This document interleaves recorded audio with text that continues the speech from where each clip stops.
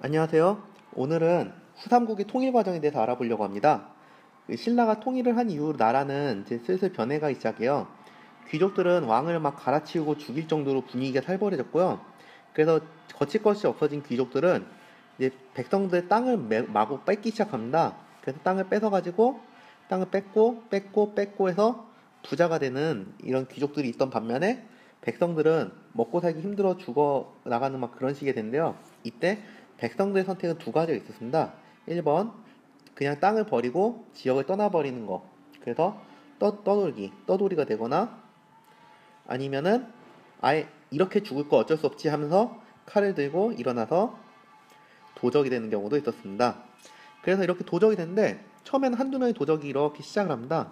근데 도적질을 하다 보니까 사람이 늘어나고 하다 보니까는 어느새 이 지역에서 내가 이 지역에선 신라보다 더 힘이 세네? 하는 사람들이 조금씩 생겨나기 시작합니다.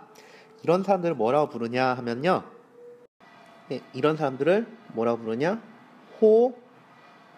호족이라고 부르기 시작합니다. 이런 호족들은 그 시절에 신라가 거의 여기 수도 부근밖에 영향을 미치지 못하니까는 나머지 이런 잡다한 여러 지역에서 이런 호족들이 이렇게 생기기 시작했는데요.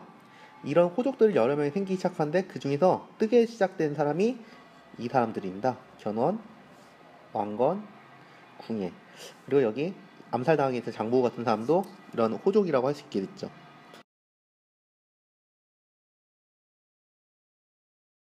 예, 이 시기 호족 중 대표적인 사람이 바로 견훤이라는 사람인데요. 이 견훤이라는 사람은 여기 만화에 나와 있듯이 신라의 무관이었던 사람이에요.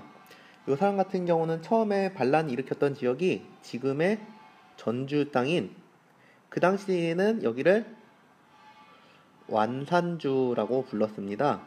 그래서 이 전주에서 처음 시작을 했고요. 이 전주에서부터 이제 군사력을 막 키워가지고요. 지금의 전라도, 그 다음에 충청도, 그리고 경상도 일부까지, 그리고 그런 데까지 넓게 차지했습니다. 거의 지금의 백제 땅과 비슷할 정도로 넓은 땅을 차지했던 사람이 바로 견훤입니다. 자, 여기 나와 있는 다 꿰뚫어 보고 있느니라라는 글이 써져 있는 애꾸눈의 스님은요, 궁예입니다. 궁예. 예, 궁예는요, 나중에 후고구려라는 나라를 세우게 된 사람인데요. 요 후고구려를 세운 이 궁예는 처음에는 도읍지를요, 지금의 개성 땅인 송악, 그 당시엔 송악이라 불렀던 송악이라는 곳에 도읍을 정했다가 나중에 시간이 지나면서 철원으로 도읍을 옮기게 됩니다. 그리고 요 개성 땅에서 있던 호족 중 하나가 바로 왕건이라는 사람입니다. 이렇게 해서 후백제의 견훤, 후고구려의 궁예, 이렇게 두 명이 이제 나라를 세우게 되면서 신라의 영토는요, 거의 여기 지도에 나왔다시피 금성, 수도인 경주 부근밖에 영향 미치지 못할 정도가 돼버렸고요. 이렇게 해서 후삼국 시대가 열리게 돼요.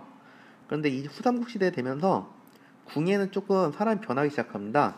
궁예라는 사람은 맨날 관심법이라는 소리를 많이 했는데요. 맨날 이렇게 나를 거역하면 가만 안 둬! 그러고 사람들을 많이 죽이고 괴롭히고 그랬습니다. 그런 식으로 후고구려 세운 궁예가 갈수록 횡포가 심해지니까는 그래서 이때 새로운 인물이 등장하게 되죠. 궁예가 계속 나쁜 짓을 너무 많이 하니까는 이 당시 송악의 호족이었던 사람인 바로 이 사람, 왕건이라는 사람이 등장하게 되는데요. 이 사람은 왕건은 궁예를 이렇게 없애버리고 이렇게 후고구려를 차지하게 됩니다. 이 사람이 나라를 후고구려라는 이름 대신에 고구려의 뒤를 이었다 해서 이름을 새로 짓게 되는데 그 나라가 바로 고려라고 하게 되죠. 자, 왕건은 이 고려를 건국한 이후로 수도를 다시 옮기기 시작합니다. 그래서 철원에서 송악, 다시 개성으로 이제 옮기기 시작하고요. 그러면서 나라가 이렇게 변하기 시작합니다. 그 상황에서 후백제는 신라를 막 공격하기 시작했습니다. 신라를 공격하러 이렇게 견훤에 쳐들어가서 여기 금성이라 돼 있던 지금 경주 땅, 거기를 쳐들어간 다음에 거기서 술을 먹고 유유작정 놀고 있던 여기 경혜왕이라는 왕을 죽여가지고 없애버리고요. 그리고 그래요, 걔 대신 다른 왕 해라 하면서 딱 허수아비 왕을 한 명 세우는데 이 사람이 신라의 마지막 왕인 경순왕이라는 사람이에요. 자, 일단 후백제 사람들은 이렇게 룰랄라 쳐들어가고 돌아왔습니다. 그런데 생각을 해보니까는 신라는 이제 후백제랑 이렇게 되다 보니까 사이가 매우 틀어질 수밖에 없습니다. 자기 나라 왕을 죽여버린 사람이니까 철천지 왼수가 돼버린 거죠.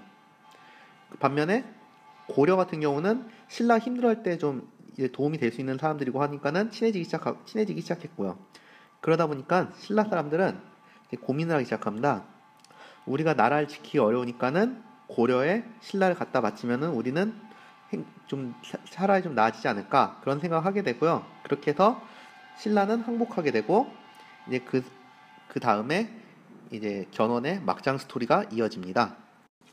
견훤은 자기 뒤를 이을 왕으로 자기 넷째 아들을 원했는데요. 이 당시 첫째 아들이었던 신검이라는 사람이 있었습니다. 이름 자체가 신검이라는 사람인데요.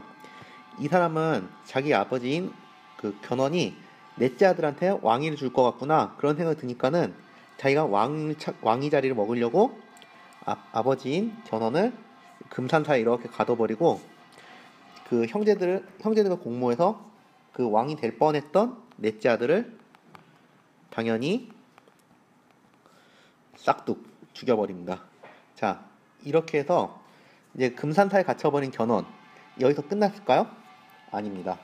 이 견훤은 정말 무서운 사람이에요. 바로 여기서 이제 탈출한 다음에 고려로 또 들어옵니다. 그러면서 고려로 가서 우리 아들을 좀 죽여달라. 그래서 후백제를 멸망시켜달라. 그런 얘기를 남기게 되고요. 그래서 고려는 쳐들어가게 됩니다. 그래서 마지막으로 후백제가 멸망을 하게 되죠. 그러면서 고려가 후삼국을 통일하게 됩니다. 이렇게 해서 고려 태조 왕건이 후삼국을 통일하는 데 성공했고요. 이렇게 해서 고구려, 백제, 신라 사람들 모두가 고려인이 되는데 성공했습니다. 그리고 그 비슷한 시기에 이렇게 발해 유민들이 거란 침입으로 멸망을 했거든요. 그래서 그 사람들까지 이렇게 포용해주는 정책을 취함으로써 진정한 삼국 통일이 이루어지게 되었습니다. 그리고 85조 보시면은 태조 왕건의 유언이라고 해서 이런 훈요 10조라는 게 나와 있는데요. 이 부분은 여러분이 읽어보시면은 백성들을 안정시키고 단합된 사회를 이루라는 내용으로 고려가 나라를 이제 이끌 때 어떻게 해라 그런 중요한 역할을 해준 말 되겠습니다. 그래서 오늘은요 여기까지 하도록 하고요. 자, 이 동영상을 잘 봤는지 못 봤는지 확인하는 과제로서 선생님은 여기 댓글로 여기에 나왔던 인물들 중 아무 이름이나 댓글에 달아주시면 되겠습니다. 자, 그걸로 오늘 영상을 제대로 봤는지 확인해 보도록 하겠습니다. 수고하셨습니다.